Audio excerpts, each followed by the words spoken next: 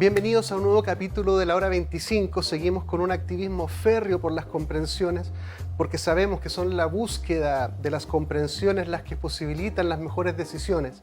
Y queremos hacer un capítulo particular para poder ver cómo las ciencias, los paradigmas, las miradas un poquitito más desde las reflexiones, las comprensiones que nos llevan las ciencias, pueden aportar a una mejor comprensión de la contingencia político-nacional y tratar de ver cómo esta complejidad se da y tratar personalmente de llevar la mirada un poquitito más arriba, porque básicamente de lo que estamos hablando es de un modo de vida.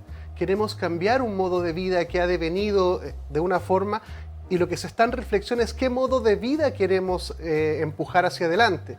Y eso trasciende por creces lo que está contenido en los artículos. Obviamente eso no quita la relevancia, la importancia fundamental que tiene este capítulo de la deriva histórica, pero te obliga a mirar cómo esto tiene que conversar y cuáles son los componentes del sistema que no podemos dejar de mencionar cada vez que hablemos de un cambio cultural.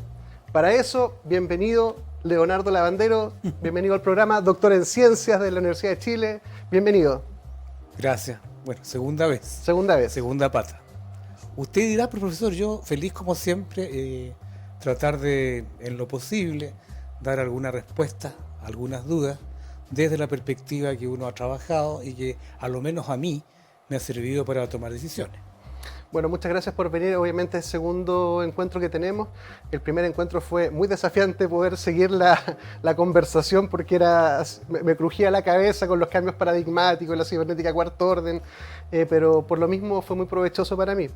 Entonces quisiera retomar una pregunta que estábamos masticando un poquitito antes de empezar, que nos retrotrae a un momento anterior a una nueva propuesta de constitución, que tiene que ver cómo queremos vivir. Y ahí pedirte cómo estamos viviendo y qué es lo que tú pudieras visualizar como un cambio cultural para un mejor vivir. A ver, mira, yo lo he pensado también porque esto no puede reducirse al rechazo o a la prueba. O sea, esto no es negro y blanco. Uno nunca ha vivido el negro y el blanco. Salvo en la televisión antigua. Salvo en la televisión antigua, pero así había una gama de gris, ¿cierto? Por lo tanto, las distinciones que uno hace son complejas, no puede reducir la distinción. Y sobre todo no puede reducir las distinciones cuando hay miedo. Porque el miedo, uno tiene que preguntarse, ¿a qué le tengo miedo? ¿Qué me impide a mí una forma de vivir mejor? Y te das cuenta que hemos sido educados en términos del objeto, de que el objeto es inamovible, el objeto no cambia, por lo tanto yo puedo poseerlo.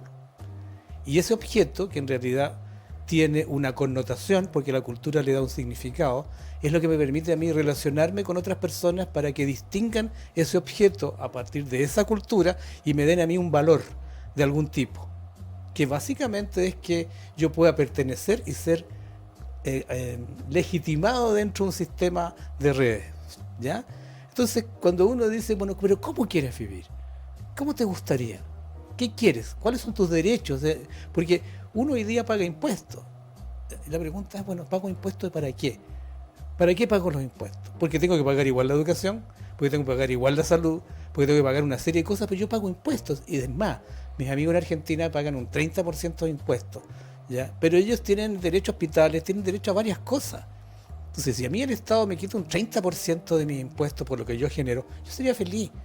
Porque tengo claro que mis hijos van a tener una buena educación, van a tener salud, yo voy a tener trabajo, ya, porque nada es gratis, siempre se va a producir un fenómeno de plusvalía para poder generar, digamos, los recursos para la gestión. Entonces, la pregunta es ¿cómo quiero vivir? ¿Quiero vivir tranquilo? ¿Quiero vivir en familia? ¿Quiero tener esos días domingo para ir al parque? ¿Quiero ir a los museos?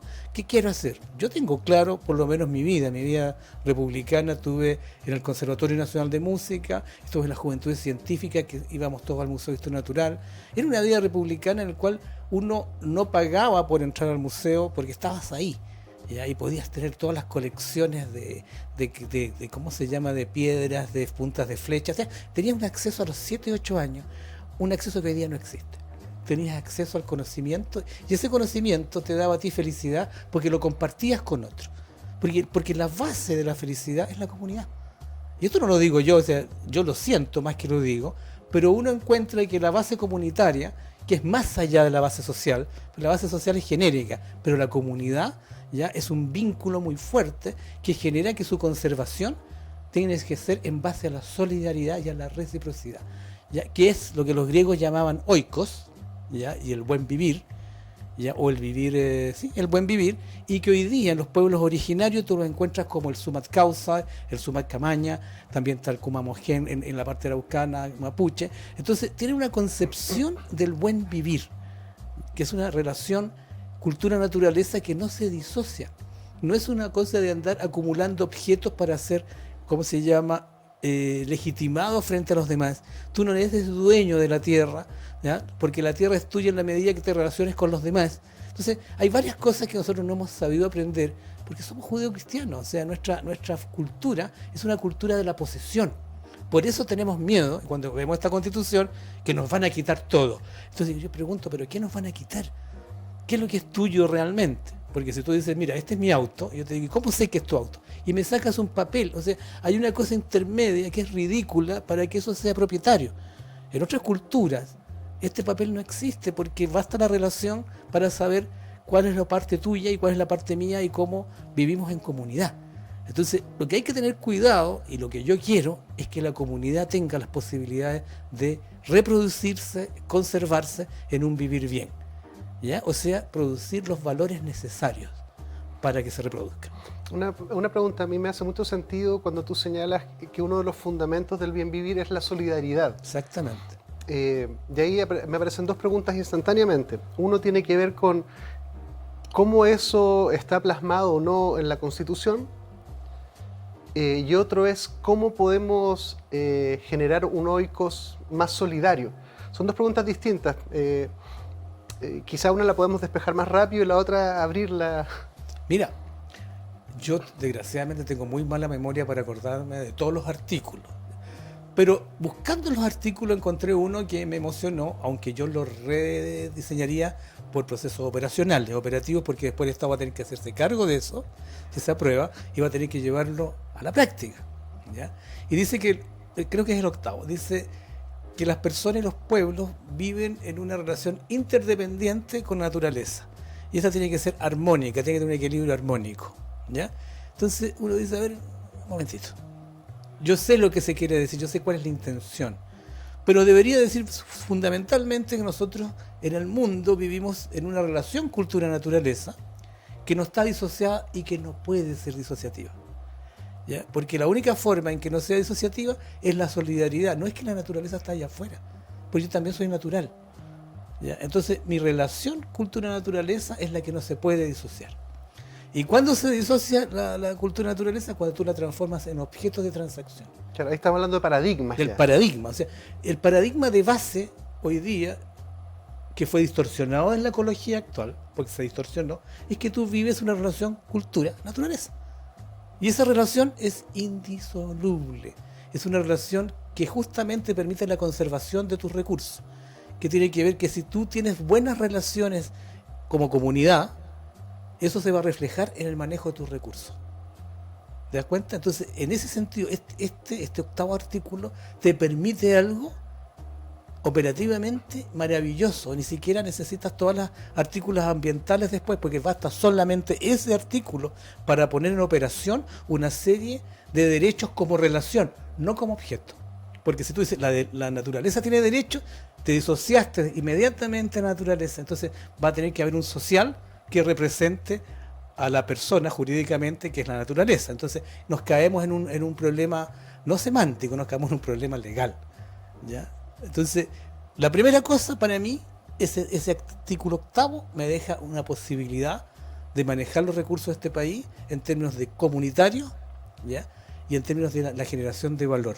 Porque tengo claro que no va a haber solamente crecimiento. El crecimiento mío es lo sustentable, tiene que ver con los recursos. Necesito sostenibilidad. Y la sostenibilidad tiene que estar, porque es asimétrica, respecto a la sustentabilidad. O sea, primero mis relaciones, después mis recursos. Y tú lo ves en la casa. Cuando el matrimonio está mal, cuando la relación está mal, se malgastan los recursos. Se pierde el orden de la casa, se pierde una serie de cosas. ¿Por qué? Porque la relación es mala. Entonces, imagínate, si yo hoy día tengo relaciones a nivel de las empresas, porque siempre se habla de economía, Y la única economía es cuando yo me puedo cambiar cuando quiero de trabajo porque no tengo miedo a perderlo, porque no estoy endeudado, porque no vivo pagando, ¿ya? Porque gozo como comunidad solidaria, ¿ya? De mi relación. Entonces, ¿qué queremos? Tener justamente una relación cultura-naturaleza que sea conservativa y que se pueda reproducir. Y eso es básicamente la solidaridad. Yo leía que la primera vez que se habló a la Med, que era una antropóloga, cuando ella, según ella, había visto que había sociedad o había comunidad, cuando encontré un hueso, ¿ya? En la excavación, que estaba, ¿cómo se llama? No salvado, la que le habían hecho una curación. Algo No, estaba curado, o sea, habían hecho y eso significa que alguien se había preocupado por otro, ¿ya? La Margaret Mead, ¿ya? Entonces, esa notable idea de decir alguien se preocupó del otro, es ahí cuando tú puedes hablar de lo comunitario. Porque tú no vives solo. Ahora, si tú sales a la calle hoy día en el paseo huérfano, la gente no se ve, la gente no se mira, la gente simplemente deambula. Algo pasa, hay algo que perdimos. Sí, justamente esa es la segunda patita de la pregunta, que tiene que ver con... a ver, yo comparto lo que tú señalas de como los fundamentos olvidados, si pudiéramos decirlo, o perdidos, o desfigurados, o transaccionalizados también, si tú quieres, del humano. Yo hoy en día comparto lo que tú señalas de que es la solidaridad el único garante real de que como comunidad vamos a poder hacer frente a las adversidades inevitables de la historia. Y eso también nos vuelve a la pregunta de decir, bueno, ¿cómo se perdió? ¿Por qué se perdió? ¿Y cómo la traemos de vuelta? ¿Cómo la volvemos a posicionar en el lugar que se requiere para todo esto? Bueno, yo creo que aquí es fundamental el papel del Estado. Y sobre todo el papel de la formación de las futuras generaciones. Porque fíjate de que si tú miras hoy día los contenidos, ya, de la educación media y la básica, no hay teoría de sistema. Entonces el tipo no sabe relacionar. Lo que sabe es memorizar procedimientos, y es un tipo que es un técnico, peyorativamente hablando, en el cual no tiene juicio crítico. Y si aparte de eso no es sistémico, entonces el tipo trabaja en lo particular. Por lo tanto, siempre va a pensar en lo particular y va a resolver en lo particular. Ahora, súmale a eso el tratamiento de avance en las comunicaciones y en la velocidad con que se conectan las cosas.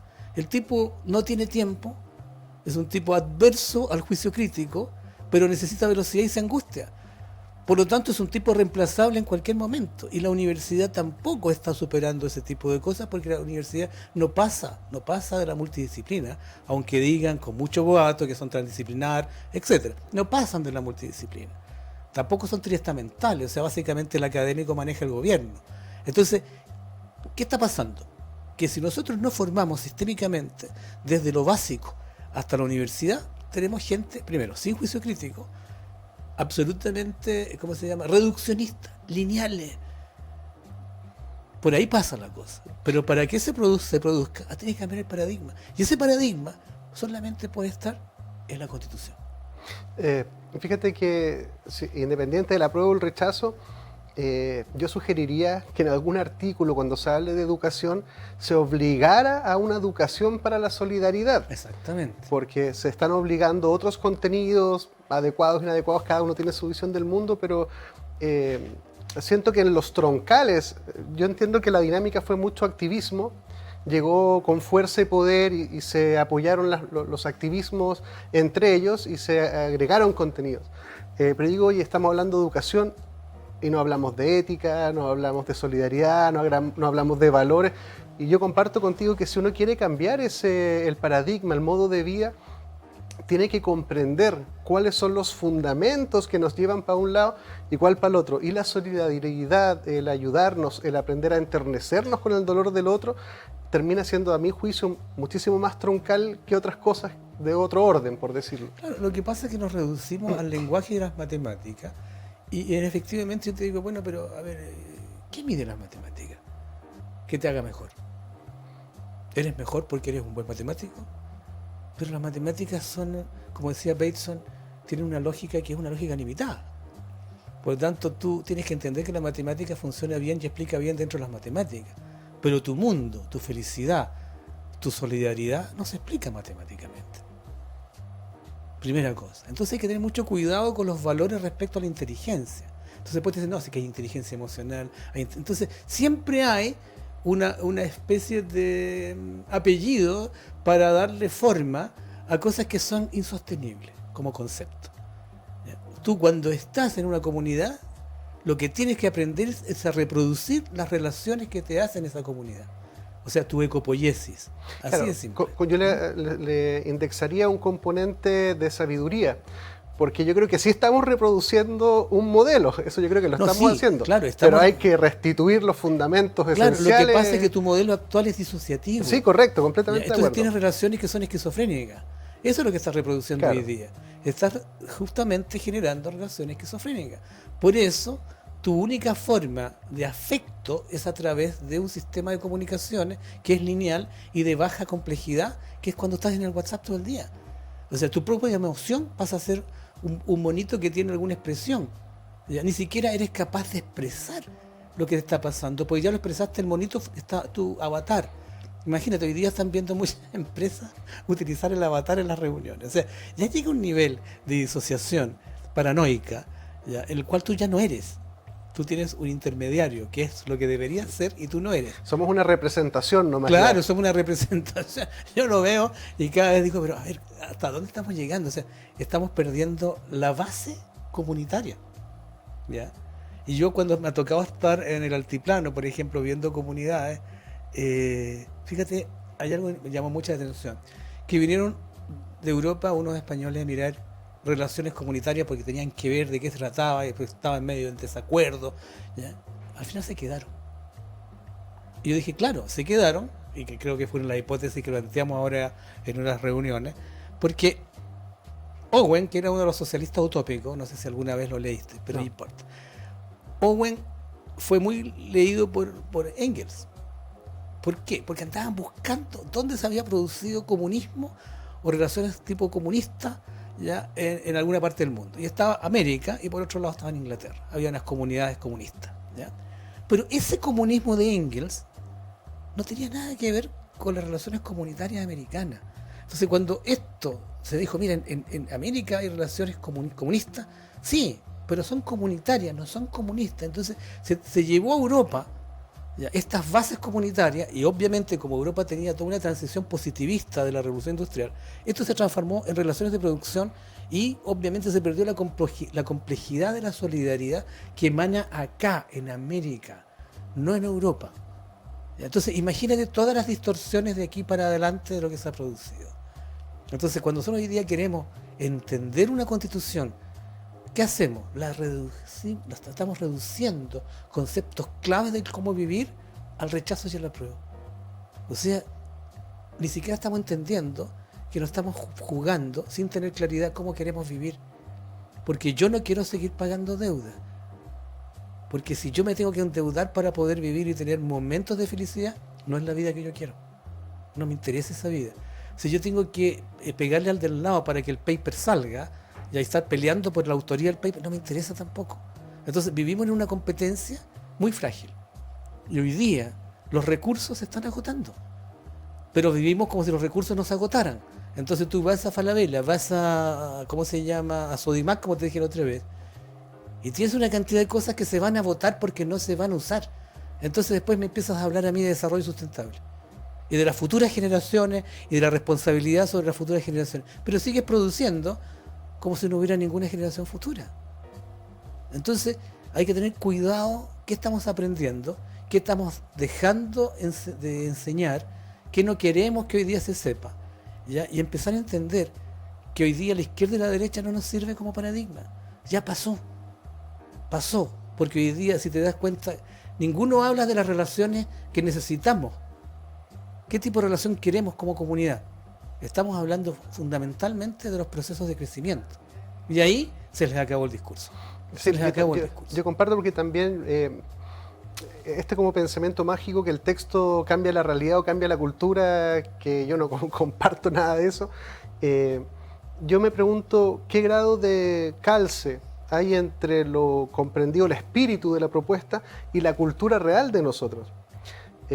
Y noto que, claro, hay muchas cosas que suenan como bien inspiradas, pero cuando tú instantáneamente lo llevas a una mirada un poco más cotidiana y doméstica, yo diría, tendería a pensar que la mayoría de la gente en determinados contextos igual termina siendo mucho más individualista por idiosincrasia, porque también eso es lo que hemos aprendido, hay un aprendizaje vivencial, no solamente conceptual. Entonces digo, si queremos llegar a esto, tenemos que mirar lo que lo está sosteniendo y lo que lo va a amplificar o lo va a minimizar. Entonces digo, volvamos a mirar la cultura, volvamos a mirar esos fundamentos, como tú dices, de que el primer signo de humanidad fue que alguien se preocupó por un otro. Y poner ese hito ahí, es decir, entonces a lo menos uno de los principales fundamentos es el cuidarnos. Y para cuidarnos necesitamos relacionarnos, no solamente interactuar, como tú señalabas la vez pasada, la diferencia entre relación e interacción. Y estamos generando muchísimas interacciones con una bajísima relación. Exactamente. Y tenemos que darnos cuenta de ese fenómeno, sobre todo en lo digital, para contenerlo, reversarlo y que este tsunami de interacciones no termine sepultando lo relacional. ¿Sabes qué? ¿Cuál es un buen ejemplo sobre interacción y relación? Los barrios. Antes en el barrio tú tenías el panadero, tenías el lechero, tenías el lugar donde ibas a comprar los dulces. Yo me acuerdo cómo era el barrio, ¿ya? Entonces el nivel de interacción era muy bajo, pero el nivel de relacionamiento del barrio era un tejido complejo, ¿ya? Con mucho, había rumores, había de todo, pero era el barrio. ¿Ya? Había una pertenencia y un agenciamiento del barrio que te daba a ti esa cultura de la pertenencia. Y esa cultura de la solidaridad, pues si le pasaba algo al vecino, partíamos a ver al vecino, ¿ya? Siempre se sabía. Bueno, pusiste los malls, las relaciones desaparecen y aumentan las interacciones. Entonces se pierde la relación del barrio, se pierde la identidad. Se pierde lo esencial y se enamora de lo accesorio. Entonces, ¿qué hicieron después? Porque se dio cuenta que los malls no funcionan. Empezaron con malls pequeños. ¿Cómo se llaman los malls? Los strip center, creo que claro, claro, ¿por qué? Porque se dieron cuenta que eso tenía mucho más posibilidades, ¿ya? En términos de mejorar, entre comillas, como digo yo, la rentabilidad, que los grandes centros. ¿Te das cuenta? Entonces, ¿por qué? Porque tienen que volver a la identidad del barrio. Entonces es una cosa re loca, pero en fin, lo que pasa es que se sigue pensando y siempre te va a hablar. El crecimiento en términos de número y cantidad se da en la sustentabilidad porque crece el concepto de masa y energía, ¿ya? Se suma. Por eso puedes hablar de crecimiento en términos de lo que yo llamo los crematísticos, porque para mí no son economistas, son crematísticos, ¿ya? Ahí se da el crecimiento. Pero ese crematístico, o ese, entre comillas, economista, no puede evaluar el sistema relacional, porque su matemática y su física no le da para entender cuáles son las relaciones y qué tipo de relaciones se están dando en términos de complejidad. Y esto es tan grave porque, fíjate que incluso en la ecología hoy día, que lo que te contaba, todo se ha basado en algo que en la filosofía no ha entrado, porque no han podido, ¿ya? Y de hecho están llamando a publicaciones hoy día que es la entropía. La entropía, como base termodinámica, son números de estados moleculares. Pero la entropía, la primera y la segunda ley, no la puedes aplicar a la ecología.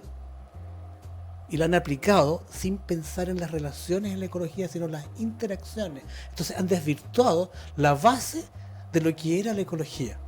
Como concepto en Haeckel. Haeckel habla, que fue el que creó la palabra y el concepto, habla de relaciones. Pero ¿qué hicieron? La lilianizaron y la transformaron en interacciones. Y cuando tú miras los ecosistemas son interacciones, pero no son relaciones. Por eso el hombre no entra en la sociedad, o la comunidad no entra dentro del ecosistema. Entonces estamos en un zapato chino.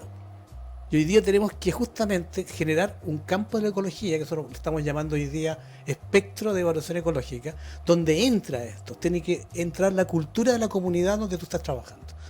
Porque las distinciones de variedad que hace esa cultura son tan importantes como las distinciones que estás haciendo tú desde acá.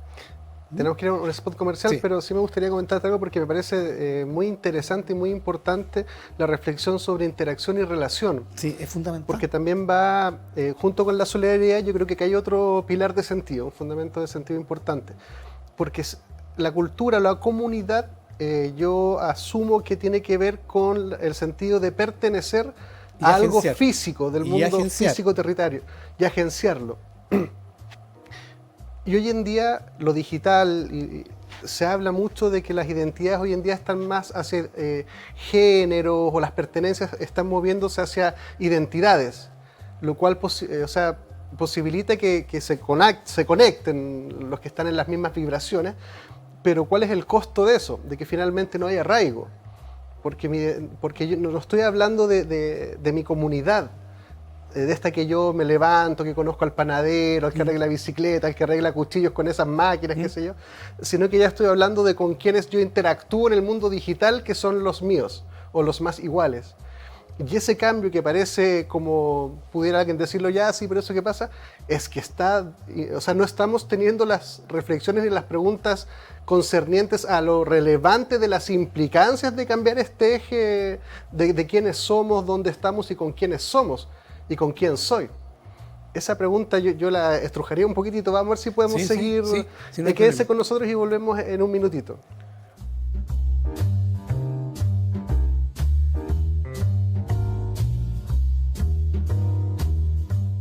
En Clínica Gastrosalud contamos con equipos médicos de excelencia y tecnología de punta para garantizar salud y bienestar a un excelente costo. Contamos con servicios médicos integrales especializados en tratamientos gástricos y programas completos para la obesidad. Realiza tus reservas de hora en la página www.gastrosalud.cl. En Clínica Apoquindo contamos con una infraestructura de primer nivel para ofrecer servicios de instalación de balón gástrico, pellet antialcohol, cirugías plásticas reconstructivas, cirugías estéticas, kinesiologías, psicología, psiquiatría, nutricionista. Visítanos en www.clinicapoquindospa.cl. Clínica Medical Home, líder a nivel nacional en hospitalización domiciliaria y servicios ambulatorios para pacientes agudos, subagudos y crónicos. Clínica Medical Home entrega a su disposición experiencia y trayectoria en salud a través de servicios especialmente pensados en las necesidades de cada persona, adaptando el concepto de comodidad a sus instalaciones y residencia mediante altos estándares de calidad. Visítanos en www.cmhchile.cl. Clínica Medical Home. En Logan Abogados contamos con profesionales altamente comprometidos con los intereses de nuestros clientes. Nuestro staff está capacitado para entregar mucho más que una asesoría integral y especializada, pues buscamos proporcionar la tranquilidad que sus intereses merecen y necesitan. Visítanos en www.logan-abogados.cl. En Clínica Nueva Costanera trabajamos día a día por tu salud y la de los tuyos. Contamos con una amplia trayectoria entregando salud y bienestar con servicios médicos integrales, gastroenterología, endoscopía, pellet antialcohol, programa de balón intragástrico, bioimpedenciometría, entre otras prestaciones. Visita nuestra página www.clinicasnuevacostanera.cl e infórmate de todas nuestras prestaciones.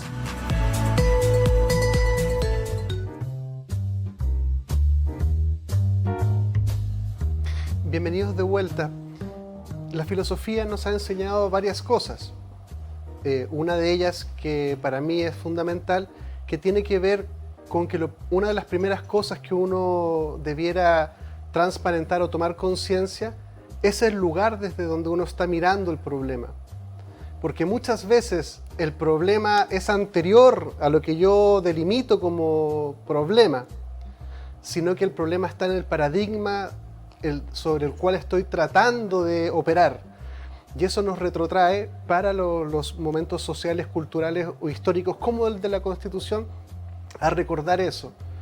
No es una buena pregunta si es buena o mala la propuesta de Constitución, es una pregunta legítima, pero que solo va a tener sentido si abre muchas otras posibilidades que nos enfrentan a los grises, y a la honestidad de decir, a pesar de que yo sea del rechazo, puedo ver cosas buenas en esto, y a pesar de que sea del apruebo, también puedo ver cosas malas en esto, porque ese encuentro entre esas dos miradas abre un camino.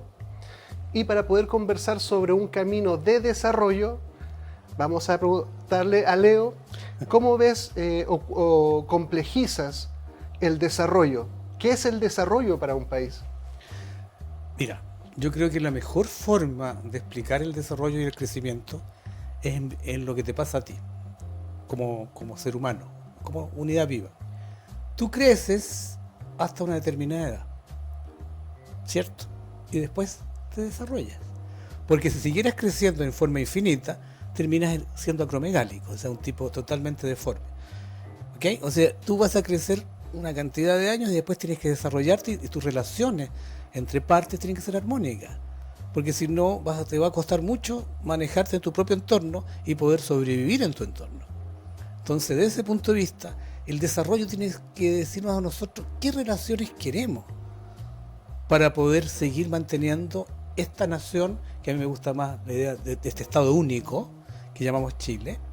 ¿Cómo queremos este Estado único? ¿Cómo queremos que las relaciones que lo generan, que son miles de redes, ya estén felices como ciudadanos respecto a lo que votaron y dijeron, este es nuestro futuro?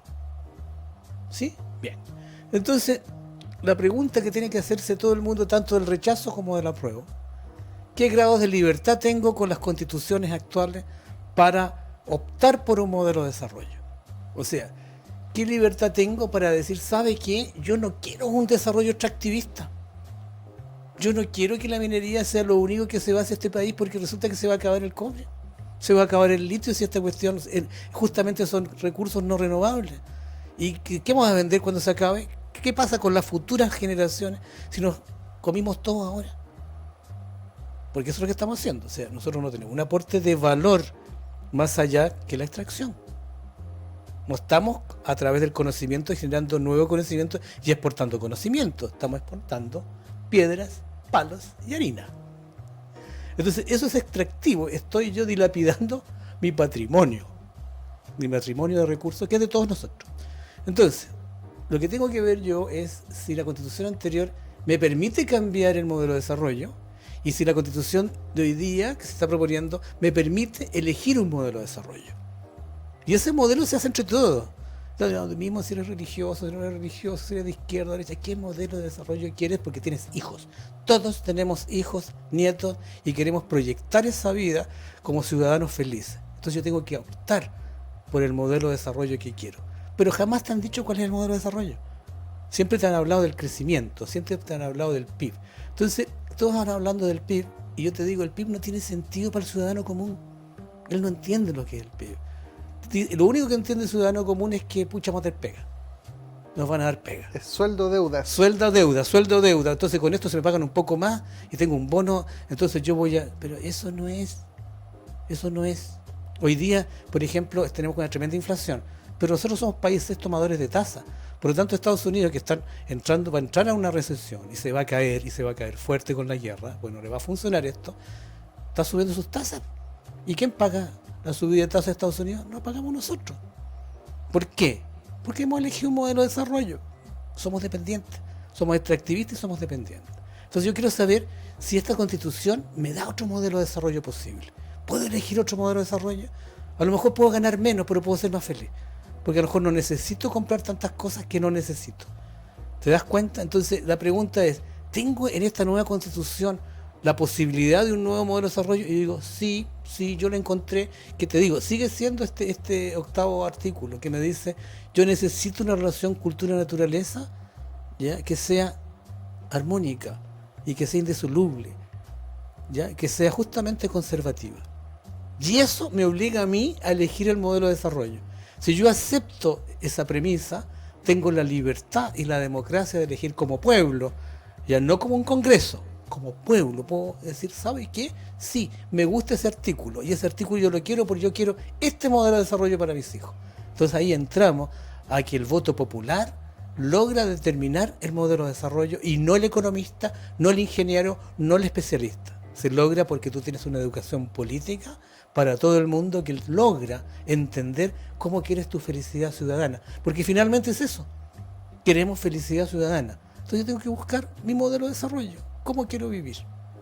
Y yo creo, fundamentalmente por lo que leí en la Constitución, que no está en la anterior. Porque en la anterior lo único que se habla es de que el Estado te tiene que procurar a ti que vivas libre de contaminación. Sí, pero resulta que vivir libre de contaminación hoy día, dado el modelo de desarrollo, no nos funciona. Porque finalmente la planta acá, ¿cómo se llama?, que estuvo cerrada, Ventanas volvió a abrir. Y en realidad no era Ventanas, es toda la zona. Entonces cuando me dicen, no, pero es que es muy caro, ¿caro qué? Ahí hay familia. Tomen la familia, cámbianla, denle un lugar bonito para vivir, que vivan bien. Porque es una vergüenza ver a familias vomitando y viviendo de esa manera. O sea, yo le diría a los gerentes, ¿usted quiere trabajar ahí? ¿Usted quiere ser gerente general? Bueno, se me va a vivir ahí. Viva en las condiciones que viven los demás. A ver cuánto aguanta. A ver si su mujer le dice, sí, me voy a vivir contigo con los niños a ventana. No, viven fuera.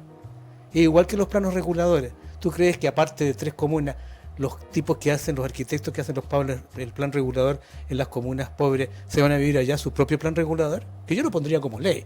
Si usted, el arquitecto y el urbanista que va a hacer el plano regulador, tiene que vivir un año con su familia en el plan regulador que usted hizo, tiene que hacerse responsable. ¿Ya? Entonces, ese es el modelo de desarrollo. ¿Qué relaciones quiero yo comunitarias y bajo qué contexto y qué entorno me permiten a mí vivir bien? Mira, es interesante. Yo converso harto con Eduardo Ortiz, que viene, ¿Sí? y él siempre ha dicho que necesitamos un proyecto país, de que él no ve un proyecto país, y eso también me conecta con lo que tú dices, porque un proyecto país se basa en qué modelo de desarrollo queremos plantear, entre otros componentes, sin duda. También nos alerta de que también necesitamos otro tipo de individuos para poder valorar las cosas importantes de la vida, porque además jugamos en contra, porque todos los medios de comunicaciones y lo digital, todo te exacerba la transaccionalidad de la vida, del poder de cambio que llamas tú versus poder el de valor uso, de cambio. valor de uso. Valor de uso, valor de cambio. Claro. Entonces uno diría, si queremos entrar en la conversación sobre el desarrollo, y eso tiene que ver también con la economía bien entendida, debiéramos tener una conversación entre los principales actores económicos, empresarios, para que ellos también conversen y muestren su lugar del mundo en la sociedad chilena. Y yo veo que finalmente están ocultos. Uno ve a la derecha dura nomás, a esta derecha dura, por ejemplo, pensando en Marinovich, en Cubillos, que claramente sabemos que están representando intereses, pero nunca llegamos a conversar con esas personas y no nos relacionamos con esas personas. Entonces, como una sociedad esquizofrénica, porque hay partes que no están, es como que podemos conversar en estas partes nomás, pero las otras es como si estuvieran fuera de la relación. Y lo que tenemos que hacer primero es volver a la relación como una condición sine qua non para abrir la conversa de desarrollo relacional. Claro, por ejemplo, en las prácticas nosotros hacemos en las organizaciones, gobierno, empresas, la pregunta que hacemos es ¿cuál es tu deseo? ¿Qué quieres hacer? Entonces la persona te dice ya, por ejemplo, a mí me gustaría que Chile fuera un país feliz. Por ejemplo, supongo que estuviera la Marina, estuviera Teller, estuvieran todos juntos. Ninguno de ellos se va a oponer a tener un país no feliz. Entonces la pregunta que sea a todos, ¿qué te impide hacerlo? Que cibernéticamente funciona muy bien, porque cibernética se pregunta al revés. No me interesa cómo lo vas a hacer, me interesa qué te impide hoy día ser un país feliz. Y ahí puede hablar Teller, puede hablar a Marinovich, puede hablar quien quiera.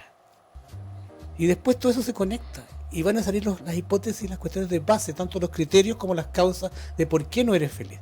Pero está construido entre todos. Y el método lo que hace es justamente bajar las defensas. ¿Por qué? Porque en los procesos de toma de decisiones, el problema no son la variedad de ideas, porque eso se ve, se discute, se habla. El problema son la variedad de intereses, porque esos están ocultos. Tú no tienes acceso a la variedad de intereses, por eso cuando te dicen vamos a tener tal objetivo, tal propósito, pero en el fondo tú te das cuenta que algo no calza, algo no sucede, algo no se está dando, ¿es por qué? Porque el alineamiento del equipo no está funcionando, porque la variedad de intereses se está oponiendo a que funcione. Con los métodos de cibernética, las neuroestrategias que usamos nosotros, se abre ese mundo y aparece por qué no puedes hacerlo. Y sobre eso se llegan a los acuerdos y a los posicionamientos. Por ejemplo, una crítica que yo hago siempre respecto a lo que yo te decía anteriormente. Tú no puedes tener un discurso de izquierda si estás basado tu izquierda en el eurocentro. Porque la derecha también está basada en el de eurocentro. Por lo tanto, estamos dentro del mismo paradigma. Entonces van a mejorar o empeorar, pero en base a un eurocentrismo. ¿Ya? Ahora, llevémoslo al sumat causa. Llevemos nuestro modelo de desarrollo a las bases que tenemos acá de los pueblos originarios. No significa jugar a la Pachamama, ¿ya? Porque eso también me pueden acusar a mí de pachamamismo. No es así. Entendamos por qué civilizaciones y formas de gobierno como el Ayllu, que vienen desde precolombinos y funcionan hasta el día de hoy, ¿por qué se han mantenido en el tiempo? ¿Qué tiene ellos que han logrado mantenerse hasta el día de hoy y nosotros no? Aunque se han transformado, sí, pero su base relacional se mantiene. Eso no nos enseñan, no tenemos memoria de eso, no queremos memoria de eso. Y nosotros creemos que tocan cultura y lapifilca y con eso basta, es mucho más allá de eso. Ni siquiera entendemos la chacana. Está la dialéctica en Europa y acá son tetralógicos, son mucho más complejos en términos de la lógica. No, pero es que no tienen wifi, no tienen electricidad, andan ahí, no cultivan la tierra. Pero tú no estás mirando el campo relacional, si por algo están acá. Qué interesante lo que señalas de lo que yo llamaría como las restricciones del sistema. Porque justamente cuando uno habla de la complejidad, uno pudiera decir varias cosas al respecto, pero uno podría decir un sistema es más complejo si tiene mayor número de interacciones entre sus elementos. Por tanto, es más complejo. Pero también otra mirada te puede decir, sí, pero no todos los elementos ponderan de la misma manera al momento de querer operar el sistema. Por tanto, si aceptamos que grandes decidores del sistema están ocultos del sistema y están operando tras bambalinas, no podríamos acceder a una mejor solución porque los tomadores de decisiones, que son menos, controlan gran parte de la operación del sistema. Entonces, primeramente, tenemos que empezar a relacionarnos con esas partes, y lo cual invita a dejar de hablar de retraso, ni de comunistas, ni de fascistas. Ese lenguaje que separa rompe la relación. Claro, porque la pone absolutamente simétrica. Claro, y eso es un tremendo daño profundísimo a las posibilidades de encontrarnos cara a cara en una relación que por lo menos posibilita la solidaridad, pero si no existe la relación no hay nada.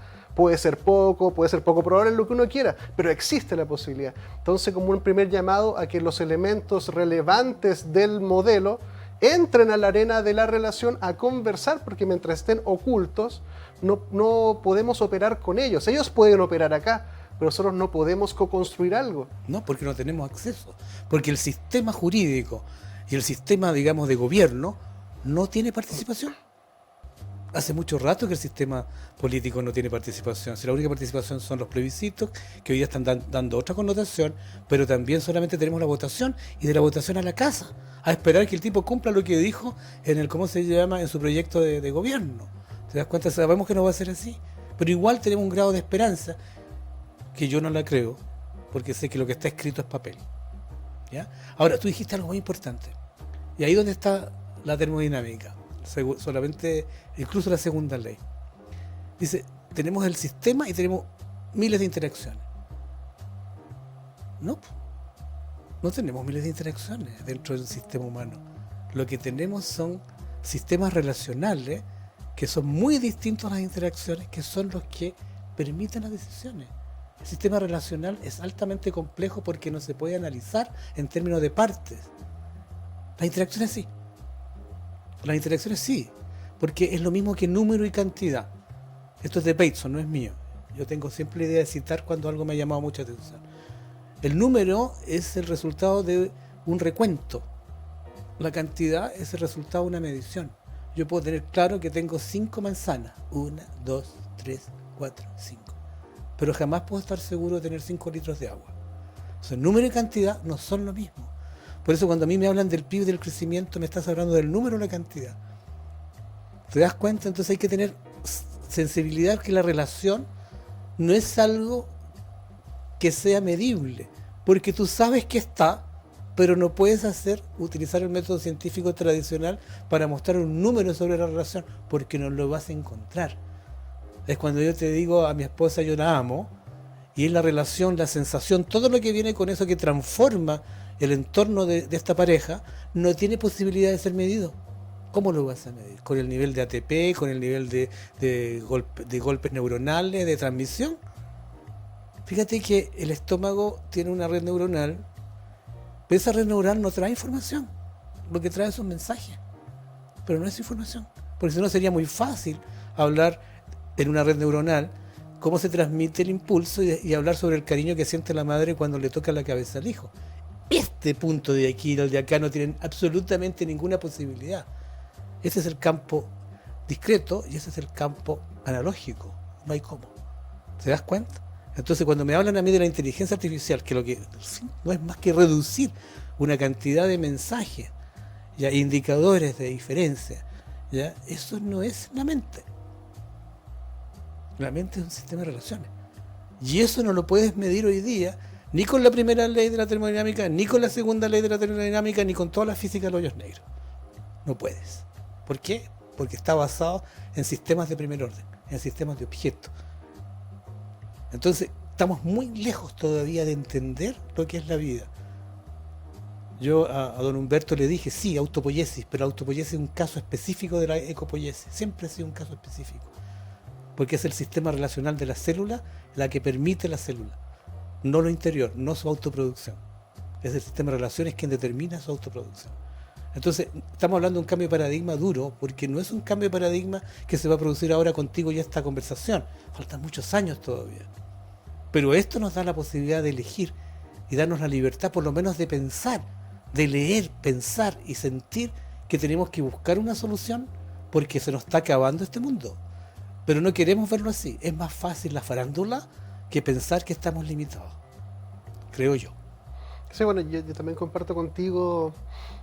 Finalmente uno debería decir, a lo menos cuestionar, decir, ¿están todos los elementos del sistema adecuadamente representados en esta reflexión nacional a propósito de un modelo de constitución u otro? Y nos da cuenta que tenemos el fenómeno de la segregación, que hemos tenido frases célebres de políticos y ministros que dan cuenta que en relación podemos interactuar cuando yo voy y te compro algo, qué sé yo, pero que no hay relación, porque también en las relaciones donde se da esto que es incuantificable, que por ejemplo la solidaridad. O sea, uno puede, como buen cientista social, puede, qué sé yo, operacionalizar variables, la cantidad de propina que tú das, la cantidad de veces que esto, es lo mismo lo que puedes te dije, hacer, es lo mismo que te dije. Algo en cuenta, pero justamente no da cuenta de lo esencial y la naturaleza de lo relacional, que tiene que ver con emocionarnos.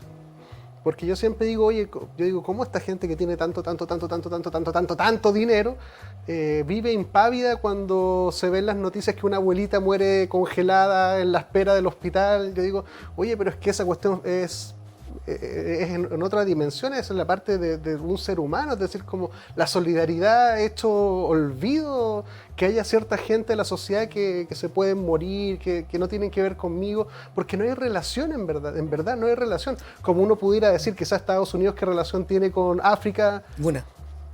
Claro, tiene interacciones, transacciones, sacan cosas de acá y las llevan para allá, pero si tú le decís, si realmente le importa que hayan niños trabajando en condiciones de esclavitud, no hay relación, no tiene relación conmigo. Yo soy un actor económico nomás, eso exactamente, no tiene que ver conmigo. Mira, en la televisión yo cada rato veo la UNICEF, que miren, que mueren 3 millones de niños, así. Entonces dice, bueno, pero son 3 millones.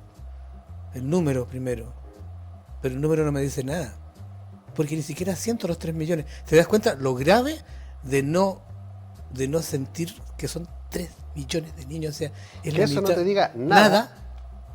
Y que además incluso los tecnócratas te digan, pero incluso es aceptable porque en verdad podrían haber sido 6 millones, claro, entonces lo reducimos a la mitad, entonces es un logro. Pero o sea, viejo, claro, porque el tipo no está en el campo del fenómeno, está en el campo del argumento. Y si tu forma de crear argumentos es absolutamente, ¿cómo se llama?, sin ninguna conciencia, sin ninguna responsabilidad de nada, entonces eres un bruto argumental numérico. Tú no eres, en ese sentido, humano, estás muy lejos. No lo has creado. No has creado el humano que necesitamos, porque la evolución biológica tiene que ver justamente con nosotros de haberse preocupado por el otro. Hasta los mamíferos se preocupan por el otro. Oye, antes que se nos acabe el tiempo, te voy a hacer una pregunta, pero me gustó esa pregunta de ¿qué ser humano somos? Porque esa pregunta te invita a llegar a darnos cuenta de que estamos bastante errados en muchas cosas y que si podemos cambiar 10.000 textos de cualquier cosa, pero si eso que nos está... esta ecopoiesis que se está replicando con ciudadanos más autómatas, poco críticos, poco reflexivos, asiduos a pancartas, panfletos, movimientos, pero que en realidad al día de mañana toma decisiones en contra de sus vociferaciones. Mira, un amigo, Branco, Mandiche me hizo una pregunta para hacértela a ti. Primero, ¿cuáles crees que son los puntos claves que podríamos considerar para vencer o mejorar las divisiones ideológicas en pos de una mirada comunitaria? La ideología que tú tienes que eliminar es la ideología del objeto. La posesión sobre el objeto y la objetividad del objeto, valga la redundancia, es lo que te permite posicionarte frente a esto. Porque sobre la objetividad y la invarianza del objeto aparece la verdad. Y sobre la verdad, entonces, la descripción que tenga la mejor verdad es la que gana. Entonces, cuando tú hablas, por ejemplo, hoy día de los ricos, los pobres, ¿de qué estás hablando? ¿Estás hablando del campo argumental o del plano fenoménico? Entonces, tú enfocas que vamos a reivindicar tal cosa, pero lo que estás hablando nuevamente ideológicamente es sobre el objeto, sobre la invariancia del objeto, por eso lo puedes ser propietario. Y esa apropiación tiene que ver con la verdad. Entonces, ¿por qué decimos nosotros la relación? Porque la relación no te puedes apropiar de la relación. ¿Por qué? Porque estamos tú y yo ahí. Ni tú ni yo somos dueños de la relación, pero el objeto sí. Por lo tanto, todas las ideologías, todo el mundo que tenga que ver con lo conservativo y con el objeto, ha contextuado, porque el objeto incluso puede estar sin que tú estés. Esa condición ideológica es la que nos separa. No sé, creo que respondí a lo que me están preguntando. Es el objeto y su invarianza y la propiedad sobre él lo que nos afecta ideológicamente. Claro, quizás interpreto, porque diste una respuesta compleja, que por ejemplo cuando la gente se apropia de la verdad y del bien y el mal, y desde mi púlpito de la verdad revelada salgo a decir quiénes son los malos de los buenos, me apropio de algo que es inapropiable. Exactamente, te apropias de un objeto. O sea, primero se objetiviza algo, claro, y que genera la ilusión de que yo me la puedo quedar. Exactamente, porque suponte en la religión tienes un objeto, con todo respeto, que es Dios. Si no está Dios, no puedes poseer nada, porque estás hablando en nombre de... Si yo digo, como Lenin decía también, estoy hablando yo, pero me pongo a Lenin como intermediario. O sea, siempre tengo que tener un objeto de intermediación, un avatar imaginario, para que yo pueda dictaminar qué es bueno y qué es malo. La única forma es apropiarse. ¿Ya? Es más, mira, fíjate que en la primera revolución industrial, la propiedad recae sobre las máquinas y los pasivos son la gente. En hoy día, entre comillas, en una cuarta revolución industrial, los activos son los, ¿cómo se llama? Algoritmos de inteligencia artificial, y los pasivos siguen siendo la gente. O sea, siempre la apropiación está sobre el objeto, aunque sea imaginario. Porque si no hay objeto imaginario, no hay verdad.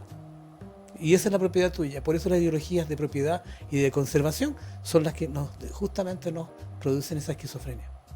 Es interesante. ¿Tú crees que pudiéramos estar a puertas o en camino de autoobjetivarnos a nosotros mismos en una cultura digital donde la imagen, el estatus, la apariencia, claro, nos empezamos a relacionar con nosotros mismos como si fuéramos un objeto también? Nos disociamos y hacemos una imagen que no es la nuestra, pero que nos gustaría ser, conservamos ciertos rasgos, pero nos disfrazamos.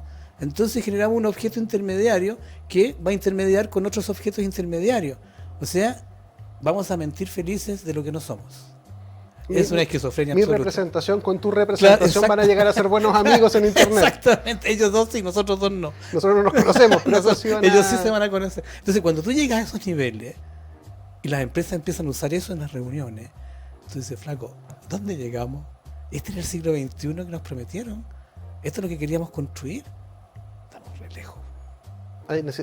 Estamos necesitando un cambio de paradigma, pero primero tenemos que ver este paradigma, primero de hacernos cargo cargo de este paradigma. Ojalá que podamos salir de ahí. Ojalá que podamos salir de ahí.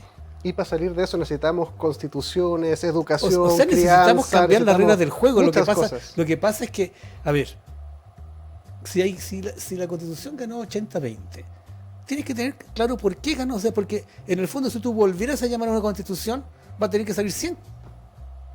Va a salir 100 porque nadie puede estar en contra. Entonces hoy día tendríamos que estar todos de acuerdo. Entonces ya no habría necesidad, o sea, tendrías que votar igual, pero nadie podría negarse a una nueva constitución a las condiciones actuales. O sea, ya no habría 80-20, sería 100, por lógica, ¿no? Entonces la pregunta es bien, ¿y ahora quién va a estar adentro? Pero es una tremenda pregunta porque O sea, la democracia te diría, bueno, que se elijan democráticamente. Claro. Algún paradigmático más ampliado diría, tenemos que representar a todos los que son parte de las relaciones más fundamentales de lo social para que no se nos queden afuera. Porque hay muchos que hablan a través de títeres, pero que no aparecen, y como no podemos relacionarnos con ellos, no podemos tener una conversación honesta que pueda decir, ya, en realidad lo reconozco, para cualquier lado. Oye, se nos acabó el tiempo, No, Leo. está bien, no hay problema.